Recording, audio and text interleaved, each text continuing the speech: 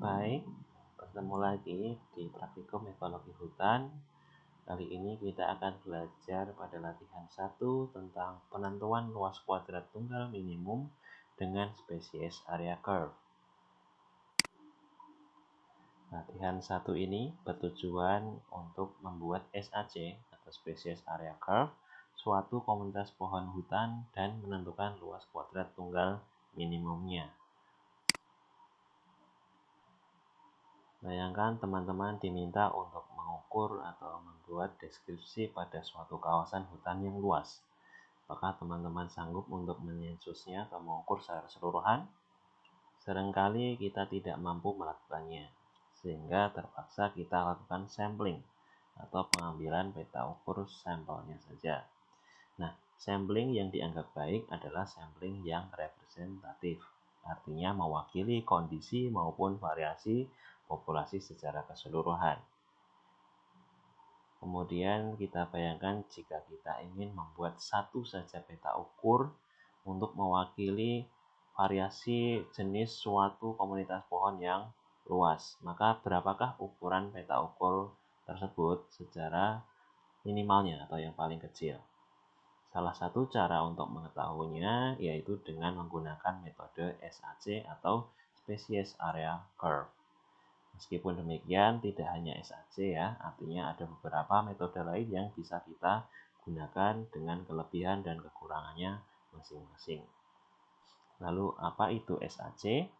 Nah, SAC atau Species Area Curve yaitu sebuah grafik yang menggambarkan hubungan antara jumlah spesies dengan ukuran kuadrat. Kita lihat pada gambar, sumbu X menunjukkan ukuran kuadrat yang semakin meningkat, sedangkan sumbu Y yaitu menunjukkan jumlah jenis kumulatif atau jumlah jenis secara keseluruhannya. Kalau kita lihat pola SAC ini, seiring pertambahan luas kuadratnya atau ukuran kuadratnya, maka bertambah pula jumlah jenisnya secara kumulatif. Namun pada suatu saat peningkatan ini akan menurun, artinya akan mendekati konstan pada suatu ketika. Nah, bagaimana sih cara kita membuat SAC? Untuk pertama, di lapangan teman-teman membutuhkan beberapa peralatan, antara lain tali tampar, roll meter, pitameter atau diameter tape, kemudian kompas, lalu datasheet dan alat tulis. Sedangkan bahan atau objek yang diamati meliputi pohon dengan diameter setinggi dada minimal 10 cm atau dengan kata lain kelilingnya minimal 31,4 cm.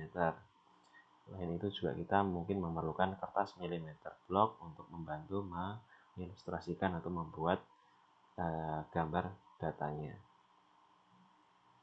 Lalu prosedur di lapangan, teman-teman dapat membuat peta ukur yang dimulai dari ukuran yang paling kecil. Di sini dalam praktikum ini kita tentukan berukuran 5 x 5 meter. Nah, pada peta ukur ini teman-teman catat jenis apa saja yang dapat ditemukan di dalamnya.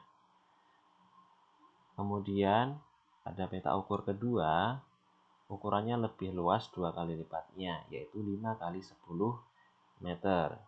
Kemudian dicatat jenis apa saja yang masuk ke dalam peta ukur ini. Tentu karena tadi peta ukur 5 x 5 sudah diukur, teman-teman tinggal mengukur separuhnya lagi. Artinya data yang tadi tinggal dijumlahkan atau dimasukkan ulang, tidak perlu dicatat ulang. Berikutnya teman-teman bisa mengukur atau membuat peta ukur yang ketiga yang ukurannya juga 2 kali lipat, yaitu berukuran 10 x 10 meter. Seperti sebelumnya, teman-teman sudah memiliki data 5 x 10, tinggal menambahkan data jenis pada separuh peta ukur berikutnya. Demikian seterusnya untuk 20 x 10, kemudian 20 x 20, dan 40 x 20. Apa saja yang dicatat? Yang pertama tentu jenis atau spesies pohonnya yang berdiameter minimal 10 cm.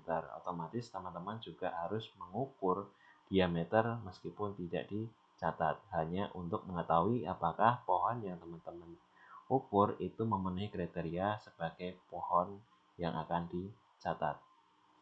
Kemudian pohon yang tercatat di peta ukur pertama secara otomatis tercatat sebagai anggota data dari peta ukur kedua, dan seterusnya. Nah, pengukuran ini dapat terus dilakukan sampai tidak terhingga sebetulnya.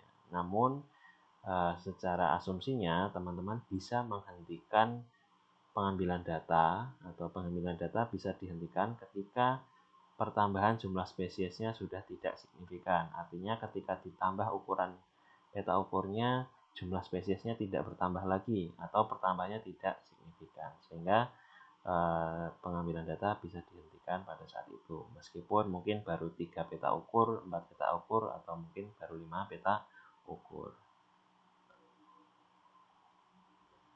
Dan teman-teman sekalian perlu ingat, dalam mengukur diameter atau keliling pohon ada beberapa peraturan. Yang pertama, acuan yang kita gunakan di Indonesia maupun di internasional yaitu disability, ketinggian pengukurannya 130 cm dari permukaan tanah alias DBH, diameter base height.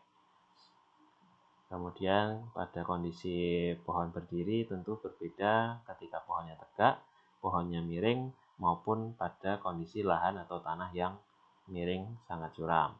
Begitu pula ketika pohonnya berbanir, perlu diperhatikan juga jika batangnya bercabang di bawah 130 cm atau berbentuk cacat karena ada bonggol atau gembol yang berada di lokasi 130 cm dari permukaan tanah. Begitu pula jika pohonnya pada komunitas hutan di lahan basah seperti di mangrove, diukur dari perakaran tertinggi 130 cm, atau jika tingginya lebih dari itu maka diukur 20 cm di atas perakaran tertinggi. Berikut adalah contoh lembar data untuk pengamatan spesies area curve. Yang pertama ada nomor pohon, kemudian ada spesies atau jenis pohonnya, lalu ada kolom 25 meter persegi, artinya ini adalah peta ukur 5 kali 5 meter. Sedangkan sebelahnya 50 meter persegi, artinya 5 kali 10 meter, dan seterusnya. Kemudian ada beberapa pertanyaan dan asumsi yang kita gunakan dalam analisisnya. Yang pertama, kapan sih kita perlu lakukan SAC? Biasanya kita perlu lakukan ini ketika kita tidak sama sekali mengetahui variasi jenis yang ada di lokasi penelitian kita. Artinya sama sekali tidak ada referensi maupun informasi yang valid. Lalu juga biasanya kita lakukan ini sebagai penelitian pendahuluan atau survei awal atau pilot project sebelum melakukan pengukuran data sebenarnya untuk penelitian komunitas pohon. Jadi kita tentukan dulu ukuran minimum peta ukurnya, baru setelah itu kita tempatkan peta ukurnya secara yang tepat sesuai kebutuhan penelitian. Selain itu, dalam melakukan atau membuat grafik SAC biasanya digunakan, atau dalam praktikum ini kita gunakan asumsi 10% X maksimum dan 10% sumbu Y maksimum.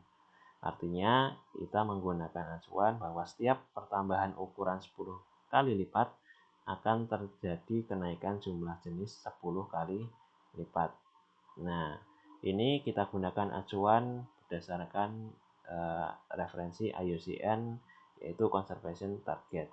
Sedangkan referensi ini tentu tidak hanya ini saja, bisa menggunakan referensi lain yang relevan. Contohnya 10:2. Setiap kenaikan 10 kali lipat ukuran habitat, itu spesiesnya bisa bertambah 2 kali lipat atau 10:5 dan seterusnya.